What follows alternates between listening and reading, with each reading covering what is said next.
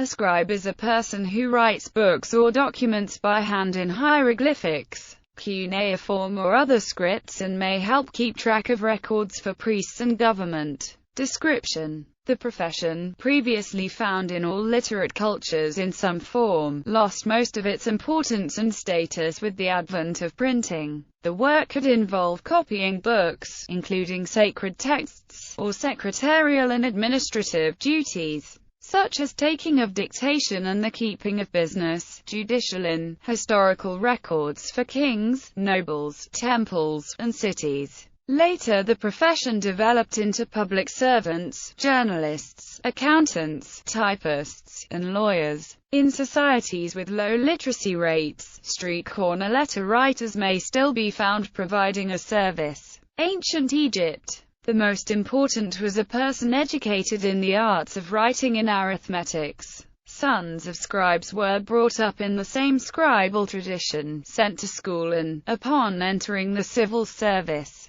inherited their father's positions. Much of what is known about ancient Egypt is due to the activities of its scribes and the officials. Monumental buildings were erected under their supervision, administrative and economic activities were documented by them, and tales from the mouths of Egypt's lower classes or from foreign lands survive thanks to scribes putting them in writing. Scribes were also considered part of the royal court, were not conscripted and did not have to pay taxes. The scribal profession had companion professions, the painters and artisans who decorated reliefs and other relics with scenes, personages, or hieroglyphic text. A scribe was exempt from the heavy manual labor required of the lower classes, or corvée labor. The hieroglyph used to signify the scribe, to write, and writings, etc., is Gardner sign Y3, from the category of writings and music. The hieroglyph contains the scribe's ink mixing palette, a vertical case to hold writing reeds, and a leather pouch to hold the black and red ink blocks. Thoth was a god associated by the ancient Egyptians with the invention of writing, being the scribe of the gods,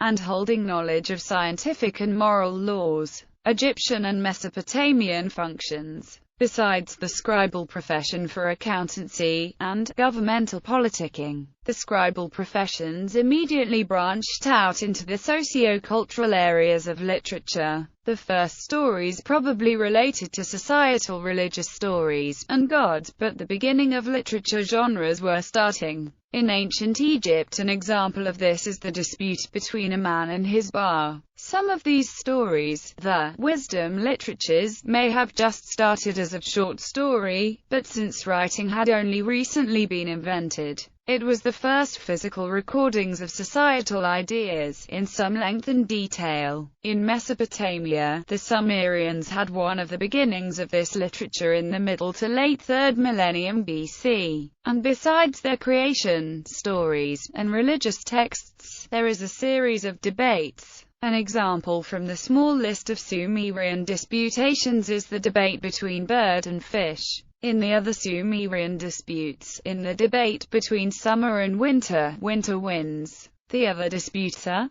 cattle and grain, the tree and the reed, silver and copper, the pickaxe and the plow, and millstone and the gulgul stone. Judaism. Scribes in ancient Israel, as in most of the ancient world, were distinguished professionals who could exercise functions we would associate with lawyers, government ministers, judges, or even financiers. As early as the 11th century BCE, some scribes copied documents, but this was not necessarily part of their job. The Jewish scribes used the following process for creating copies of the Torah and eventually other books in the Tanakh. They could only use clean animal skins, both to write on, and even to bind manuscripts. Each column of writing could have no less than 48, and no more than 60 lines. The ink must be black, and of a special recipe. They must say each word aloud while they were writing. They must wipe the pen and wash their entire bodies before writing the most holy name of God, YHVH, every time they wrote it.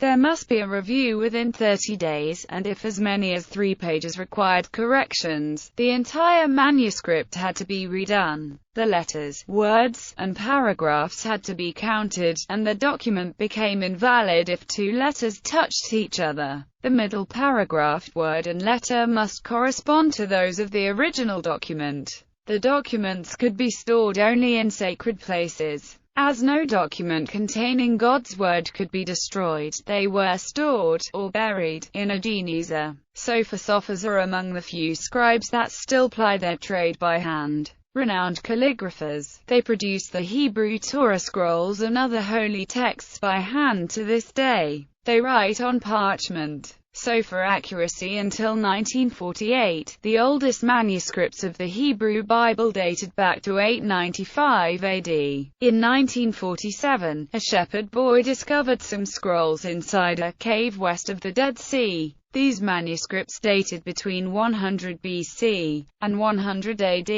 Over the next decade, more scrolls were found in caves and the discovery became known as the Dead Sea Scrolls. Every book in the Hebrew Bible was represented in this discovery except Esther. Numerous copies of each book were discovered, such as the 25 copies of Deuteronomy that were found. While there are other items found among the Dead Sea Scrolls not currently in the Hebrew Bible, the texts on the whole testify to the accuracy of the scribes' copying down through the ages, though many variations and errors occurred. The Dead Sea Scrolls are currently the best route of comparison to the accuracy and consistency of translation for the Hebrew Bible, due to their date of origin being the oldest out of any biblical text currently known.